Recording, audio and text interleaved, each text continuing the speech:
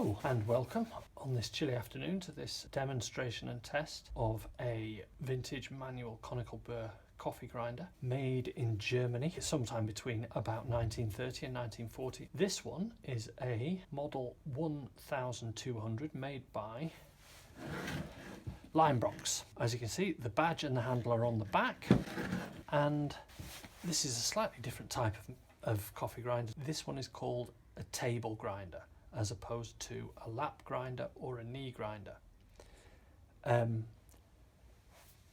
Made with walnut top, walnut corners and walnut handle, although the maple's darkened and the walnut's lightened, but originally would have been a bit of contrast there.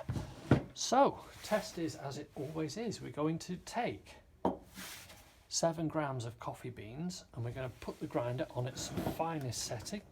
This is the standard Leinbrock step adjuster. It's on its finest setting there already, and we're going to see how the grinder does for speed and fineness of grind.